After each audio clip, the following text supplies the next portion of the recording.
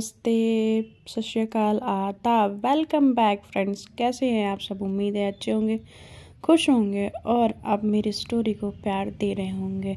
और बड़े ध्यान से सुनिएगा, क्या जो ये मैंने स्टोरी स्टार्ट की है मुकद्दर का सिकंदर, आपको बहुत मज़ा आने वाला है।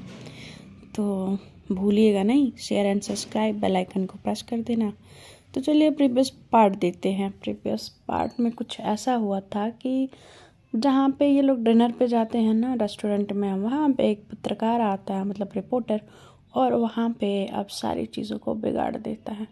जब वो बिगाड़ता है तो उसको इल्म नहीं होता है कि शायद मुझे नहीं बिगाड़ना चाहिए, बट अब क्या ही कर सकते हैं, अब तो बिगड़ गया है ना, क्या कर लेंगे। तो इधर हमारी याशिका मतलब उर्फ शाश्वत सब कुछ बता देती हैं। अब उनके फ्रेंड्स उनको बड़े होता ना कि घूर घूर के देख रहे होते हैं, तो कहते हैं कि गाइस क्या हो गया, मैंने कुछ कर दिया क्या, कुछ गलत हुआ? कहते नहीं नहीं, गलत कैसे होगा, तू एक बात बता कि इतने टाइम से हम लोगों से ये सारी बातें छुपा के तुझे मिला क्या? तो कहती है कि मेरी मजबूरी थी, इसलिए मैंने छुपाया। अगर मेरी मजबूरी ना होती तो मैं शायद नहीं छुपाती। कहते खैर तुम लोग सब खाना खाओ और फालतू के परेशान होना बंद करो, चलो। तो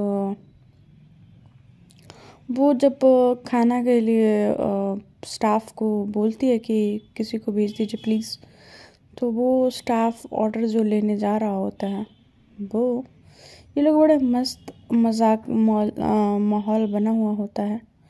और वहाँ पे माहौल जो होता है एकदम बेहद ही खूबसूरत होता है। मतलब सारे फ्रेंड्स होते हैं, पुनीत, रोहन, राजेश, अनुराग, उसकी गर्लफ्रेंड, फिर मनीषा, आशिका, राहुल, सब लोग होते हैं। और अब उन दोनों में कोई पर्दा या कोई कहते ना कुछ छुपा नहीं होता है। जैसे मतलब जो वेटर आता है और पूछता है कि क्या चाहिए मैम आप सबको, तो जैसे ही आवाज़ सुनती है आशिका के दिमाग में उस आवाज़ को सुन के कहती है कि तो आवाज़ जाना पहचाना लग रहा है। उसके फेस की तरफ देखती है तो ओ भाई साहब, ये यहाँ वो और कोई नहीं कंगना होती है। वो कॉलेज से जाने के बाद वो घर पे वो रात में पार्ट टाइम वो वेटर का जॉब करती है और उसके बाद वो घर चली जाती है 12-1 बजे तक। तो जब उसको यहाँ देखती तो कहती कि तुम यहाँ क्या कर रही हो? तो कहती है कि मैं यहाँ पे जॉब करती हूँ। तो तुम यहाँ जॉब करती हो? तो कहती है कि हाँ, वो पार्ट टाइम मैं करती हूँ ना कॉलेज से आने के बाद। तो कहती हैं कि सब लोग उसको बड़े ध्यान से देख रहे होते हैं, कंगना को, क्योंकि उसने जो कपड़े पहने होते हैं वो वेटर के कपड़े होते हैं। और कहते कि ठीक है, आप लोग ऑर्डर बताइए, मैं ऑर्डर लेके आती हूँ। तो कहीं ना कहीं आशिका को थोड़ा सा बुरा लगता है उसके लिए कि मतलब ये ऐसी ज़िंदगी जी रही है, और थोड़ा सा उसके लिए रिस्पेक्ट आशिका के मन में बढ़ जाता है कि कुछ गलत काम ना करते हुए एक ये ईमानदारी और साफ काम कर रही है। तो वो लोग ऑर्डर बताते हैं और इन लोगों को चावल, रोटी, दाल, सब कुछ, मखनी, ये सब चीज़ें मंगवाते हैं। और ऊपर से पहले एक एक ठो कॉफ़ी मंगवाते हैं और कहते हैं कि देखो भाई, मेरे पास पैसे नहीं हैं, आशिका बोलती है। तो अनुराग बोलता है कि अबे आशिका और शाश्वत, तेरे पास पैसे नहीं है? लाइक सीरियसली, हम लोग बोलेंगे तो समझ में आता है, तू बोलेगी तो नहीं समझ आता है। तो वेट गाइस, जो भी वो थोड़ा सा उसका बोलने का तरीका साइकिक होता है, मतलब साइकेट्रिक वे में बोलती है। गाइस, जो भी मेरा पैसा है ना, वो मेरा नहीं है, वो मेरे डैड का है, और जितना पैसा मेरे पास है ना, वो मेरे लिए इनफ नहीं है। तो प्लीज़। तो मनीषा बोलते हैं ठीक है कोई बात नहीं, मैं इसका पैसा मैं भर दूँगी। तो मनीषा उसके हाथों पे हाथ रखती है और एक कंगना देख रही होती है, आती है पूछने के लिए। तो जब मनीषा को उसके हाथ पे हाथ रखा देखती है तो कंगना को थोड़ा बुरा लगता है। क्यों? ये दिल में कैसी तूफान उठ रही होती है आशिका को लेके कंगना के दिल में। मगर कंगना को पता होता है कि उन दोनों के बीच में जो फासले हैं ना, मीलों के हैं। तय करने से भी ज़िंदगी ख़त्म हो जाएगी और वो ख़त्म नहीं होगा।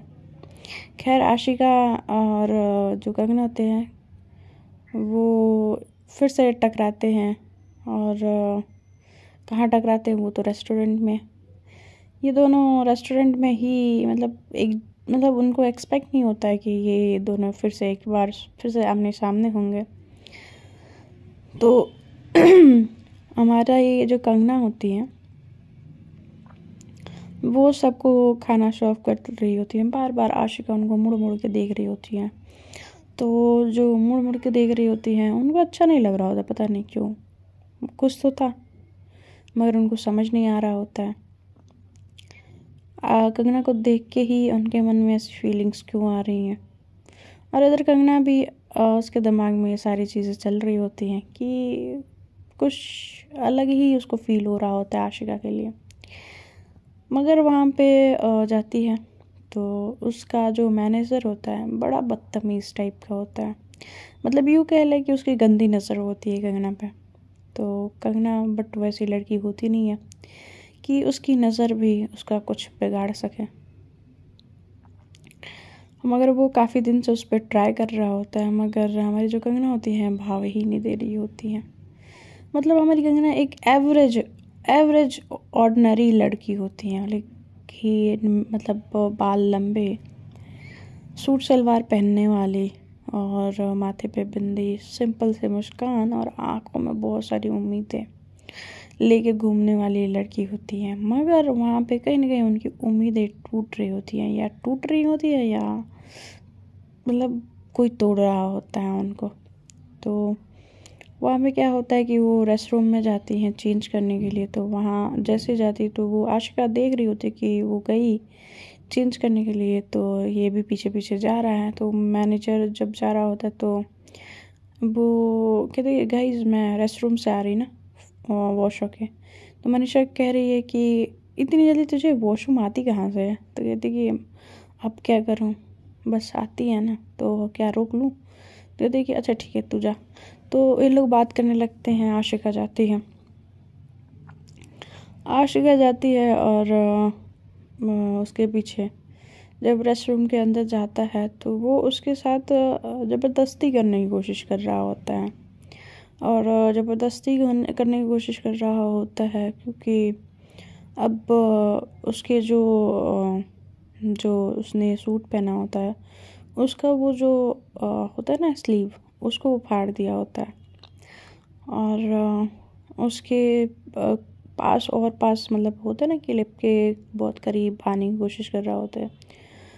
तो तब तक वो पीछे से उसका कॉलर पकड़ती है और खींच के साइड लाती है और थप्पड़ लगाती खींच के, और कहती कि तुम्हारी हिम्मत कैसे हुई इसको छूने की।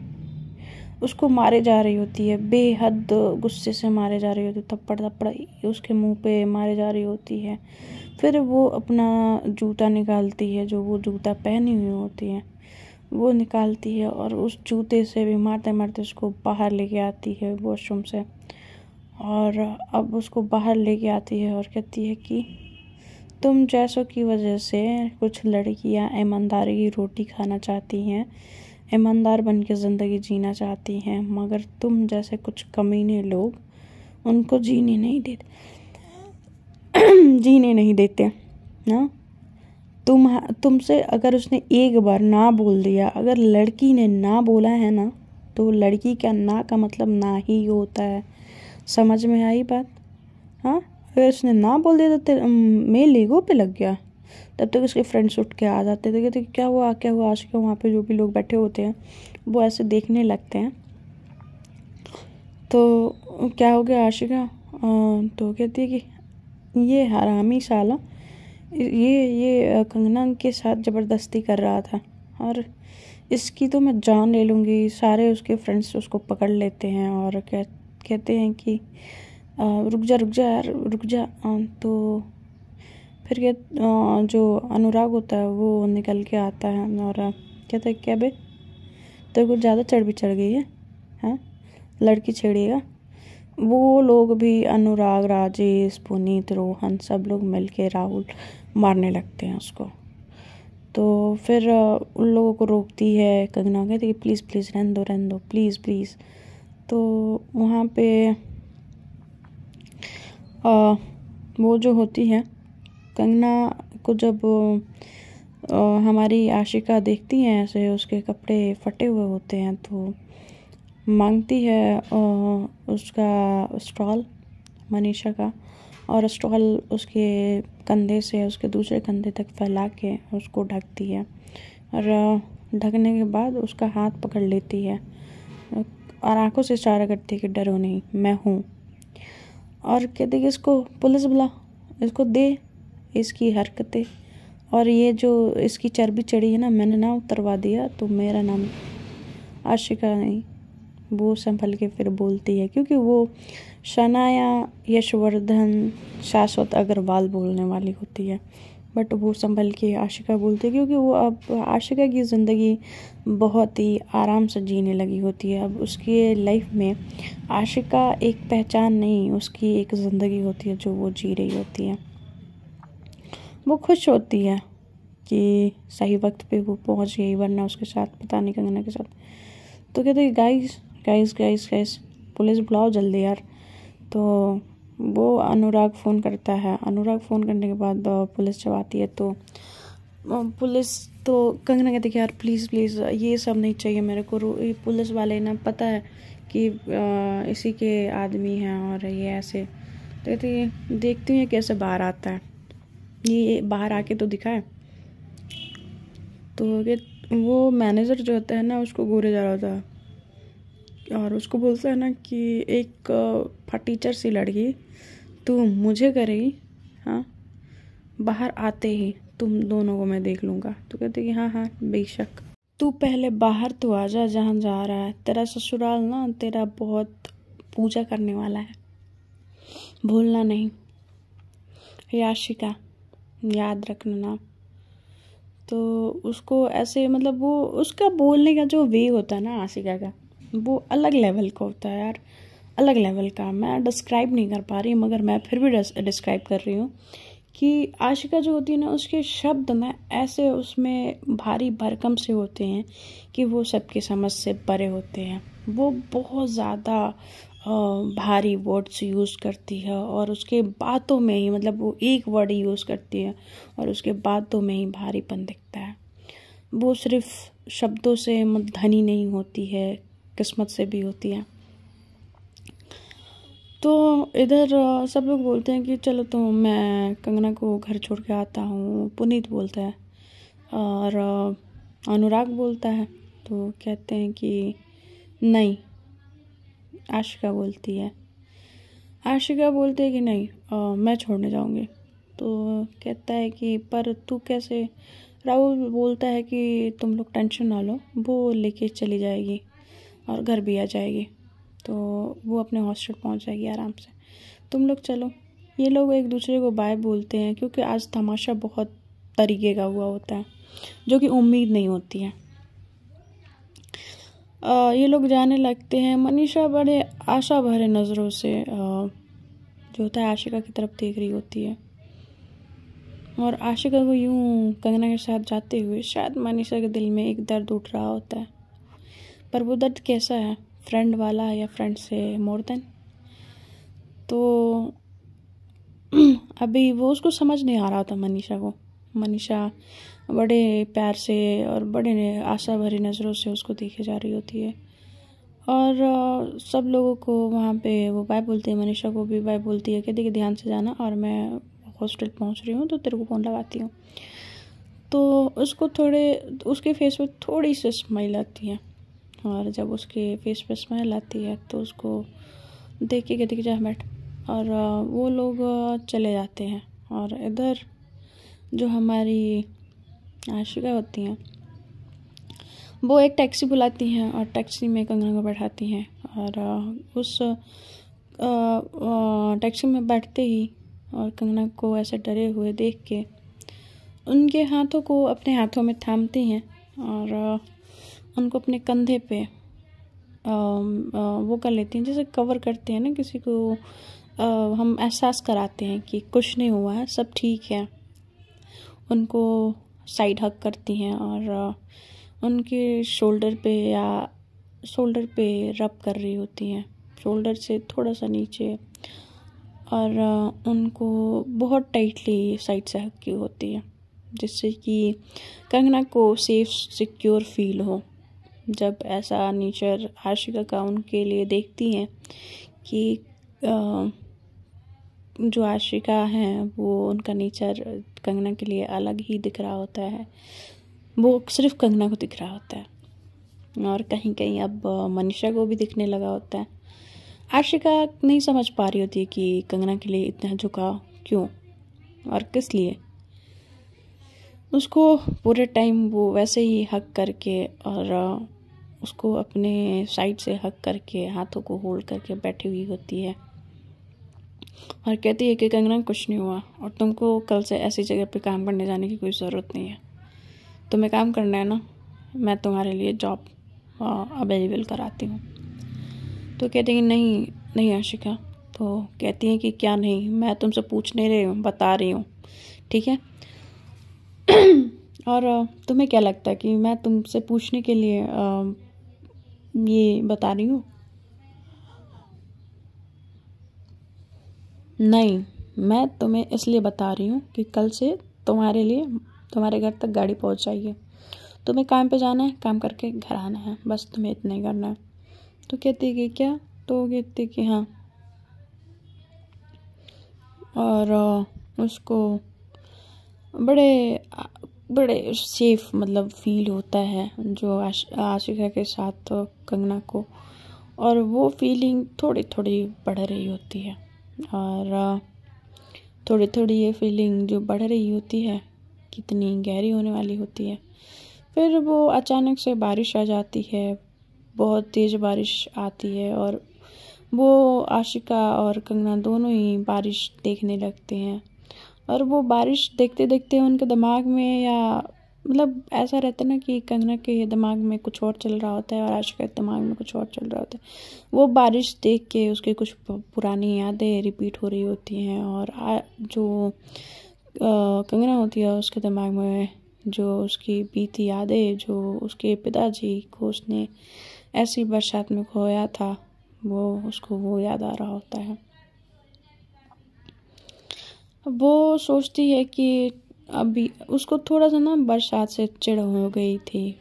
हमारी जो कंगना होती हैं वो बरसात में निकलना पसंद नहीं करती, मगर ऐसे मौके पे ही बारिश आई होती है कि अब बारिश से पीछा छुड़ाना मुश्किल था।